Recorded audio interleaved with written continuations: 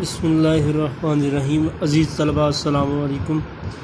پیارے بچوں، آج کے دن کا ہمارا ٹاپک سبق نمبر 2 نصاب میں شامل مرزا اسد اللہ خان غالب کے مصنف کا تعارف ہے۔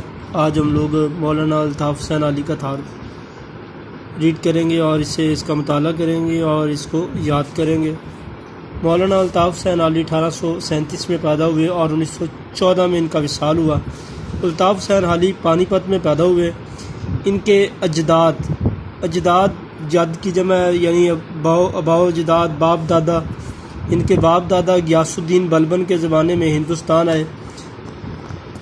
ہسٹری میں غیاث الدین بلبن ایک شخص گزرے ہیں جن کے زمانے کا ذکر کرتے ہوئے کہا کہ وہاں ان کے اباؤ اجداد، دادا، پردادا اور آگے سارے لوگ جو ہے وہ ہجرت کر کے یہاں پر آئے ہندوستان میں۔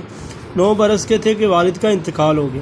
بھائیوں نے پرورش کی، تعلیم کی تکمیل دہلی کے عالموں کی صحبت میں ہوئی۔ غالب اور شیفتہ کی صحبت سے بطور خاص فیض یاب ہوئے۔ غالب بھی شاعر گزرے اور شیفتہ یہ بھی ایک شاعر گزرے۔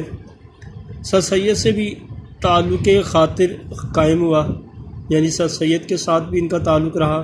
شیفتہ اور غالب کے انتقال کے بعد لاہور آئے اور یہاں پنجاب بک ڈپو میں ملازمت کر لی۔ یہیں وہ انگریزی ادبیات سے متعارف ہوئے، یعنی انگریزی کتب سے اور تحریر سازی سے، ادب سے متعارف ہوئے، یعنی اس سے انہوں نے جانا آ کر یہاں پر کہ انگریزی ادب، انگریزی تحریر سازی یا تصنیف کیسے کی جاتی ہے۔ جدید طرز کی نظمیں لکھیں اور اردو شاعری کی اصلاح کا بیڑا اٹھایا۔ 1887 میں سرکار حیدرآباد نے 100 روپیہ ماہوار وظیفہ مقرر کیا، یعنی ماہانہ جو ان کا وظیفہ مقرر کیا، جس سے ہم لوگ پینشن کا نام بھی دے دیتے ہیں، اور وہ ان کا 100 روپیہ ماہوار ماہانہ مقرر ہوا۔ تو ملازمت ترک کر کے، یعنی چھوڑ کر کے، باقی عمر انہوں نے تصنیف و تالیف میں بسر کر دی۔ تصنیف و تالیف یعنی کتابیں لکھنے میں صرف کر دی، بسر کر دی۔ حال ہی کے اسلوب بیان کرنے کا طریقہ انداز اور سب سے نمایاں خوبی مدعا نگاری ہے۔ مدعا نگاری مقصد، مدعا کا معنی مقصد ہوتا ہے، یعنی یہ کسی بھی تحریر کو لکھتے وقت اس کا مقصد اس قدر نمایاں طریقے سے بیان کرتے ہیں کہ جو پڑھنے والے کے اوپر بڑا مؤثر گزرتا ہے، یعنی بڑا اچھا اثر ان پر ہوتا ہے۔ حالی کی غرض اپنے مضمون کو ادا کرنے اور مطالب کو وضاحت سے پیش کرنے کے سوا کچھ نہیں۔ مطالب مطلب کی جمع ہے۔ ان کی نثری تحریروں میں اعتدال و توازن کا خاص خیال رکھا جاتا ہے۔ بے جا اختصار اور بے جا طوالت سے اجتناب کرتے ہیں۔ اختصار کا مطلب مختصر، یعنی بہت زیادہ مختصر بھی نہیں لکھتے اور بلا ضرورت طویل بھی نہیں لکھتے۔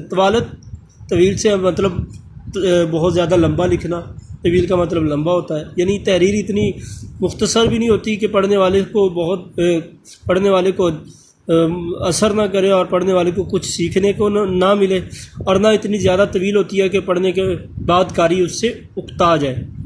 اس سے اجتناب کرتے یعنی گریز کرتے تھے۔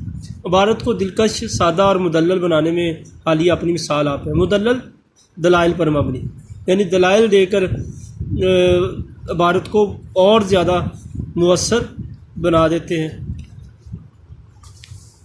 وہ بات کو سنجیدگی اور عقلیت کے ترازو میں تولتے ہیں، یعنی عقلیت عقل کے ترازو میں، اور تخیل اور جذبات سے دور رہتے ہیں۔ تخیل اور جذبات سے دور رہتے، اپنے خیالات اور حقائق کو قاری تک پہنچانے کی کوشش کرتے ہیں۔ قاری پڑھنے والے کو کہتے ہیں۔ یہی وجہ ہے کہ رشید احمد صدیقی نے حالی کے نثری اسلوب کو اردو نثر کا معیاری اسلوب قرار دیا ہے۔ حالی نے نثری اسلوب کو اردو کا معیاری اسلوب قرار دیا۔ وہ سوانح نگار، مضمون نگار اور نکات، یعنی مولانا الطاف حسین علی سوانح نگار بھی تھے، مضمون نگار بھی تھے اور نکات بھی تھے۔ سوانح نگار کسی کی سیرت لکھنے والے کو کہتے ہیں، اور سر سید کے قریبی اور بااعتماد ساتھیوں میں تھے۔ ان کی مشہور کتابوں میں، یعنی تصانیف میں، حیات جاوید، یادگار غالب، حیات سعدی، مقدمہ شعر و شاعری اور مد و جزر اسلام شامل ہے۔ آخر الذکر کتاب مسدس علی، آخر الذکر جس کا آخر میں ذکر کیا گیا ہے مسدس علی کے نام سے بے حد مقبول ہوئی، یعنی مد و جزر اسلام کا دوسرا نام مسدس علی ہے اور یہ اس نام سے مشہور ہوئی، مقبول ہوئی۔ مقدمہ شعر و شاعری جو دراصل ان کے دیوان کا طویل دباچہ ہے اور جدید اور اردو تنقید کا نقطہ آغاز بھی۔ تو یہ عزیز طلبہ مولانا الطاف حسین علی کا تعارف ہے، اس کے اندر سے پیدائش، وفات اور جو ان کے اہم کارنامے ہیں وہ ساری چیزیں آپ لوگوں نے یاد کرنی ہے، اور انشاءاللہ کل نیکسٹ لیکچر کے ساتھ ملتے ہیں۔ کل تک کے لیے اللہ حافظ، السلام علیکم۔